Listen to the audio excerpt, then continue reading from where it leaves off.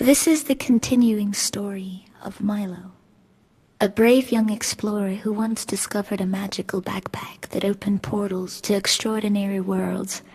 After helping the land of lost things, Milo thought life might return to normal.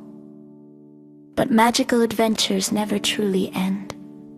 And today, a new journey is about to begin. Once upon a quiet morning, Milo was tying his shoelaces when a strange gust of wind blew across his room. The windows were closed, yet the air swirled like a tiny storm. Milo looked around in confusion. The magical backpack on his floor began to glow. A small whirlwind formed above it, spinning faster and faster. Suddenly flickered the talking flashlight popped out. Milo, emergency. The Sky Kingdom needs your help. Milo blinked. The Sky Kingdom. Flicker nodded quickly. Zephyra, floating world above the clouds. Their wind crystal has gone missing. Without it, the skies will fall into chaos. Milo grabbed the backpack. Then let's go right now. The glowing map unfolded itself and spun in circles, opening the wind portal in 3, 2, 1. A swirling tunnel of clouds pulled Milo upward. He felt weightless, floating through soft white mist. When he opened his eyes, he was standing on a floating island made entirely of glowing clouds. Giant birds soared overhead, crystal towers shimmered in the sunlight. The air smelled like fresh rain. A tall, elegant bird-like guardian approached him. Her feathers sparkled like silver. "Welcome, Milo," she said. "We have heard of your kindness. Our wind crystal has been stolen by the storm serpent. Without it, Zephyra will fall." Milo swallowed a storm serpent. That sounds big. Flicker whispered, "You faced worse." Milo wasn't sure he agreed, but he nodded bravely. He stepped onto a long bridge made of clouds.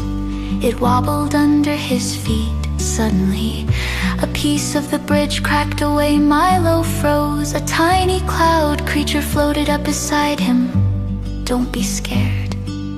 Clouds, listen to your heart. Walk gently." Milo took a deep breath and stepped lightly. The bridge held firm together. They crossed safely. Inside the whistling caves, the wind howled like a giant flute. Flicker glowed brighter. "Stay close.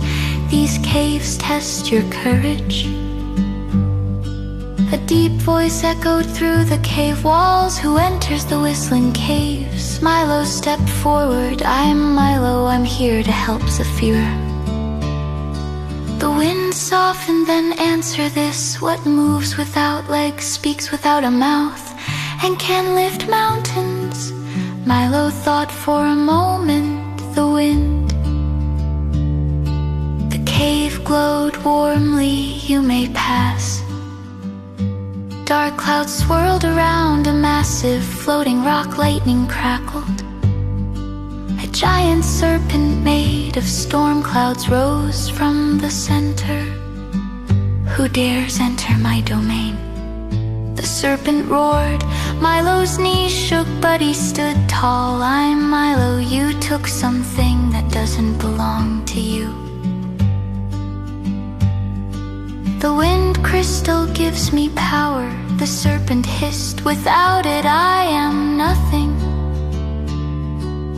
Milo stepped closer. "That's not true. You don't need to steal to be strong. You just need someone to believe in you." The serpent paused, no one had ever spoken to it kindly before. You believe in me? It asked softly. Milo nodded, everyone deserves a chance. The serpent lowered its head, a glowing crystal floated out from its chest. Take it, the serpent said, I don't wanna be feared anymore. Milo returned to Zephyra with the crystal. The guardian placed it back into the sky tower. A burst of golden wind swept across the kingdom. The islands rose higher, the skies brightened. Milo, the guardian, said, you restored balance. You showed kindness even to a creature of storms. That is true bravery. The cloudling hugged Milo, come back soon. Zephyra will always welcome you. The map fluttered, portal home opening. Milo floated downward through the clouds and landed softly in his bedroom. The magical backpack rested quietly on the floor, but Milo could swear it was smiling. I wonder where we'll go next, he whispered. The backpack wiggled, and Milo knew another adventure was waiting.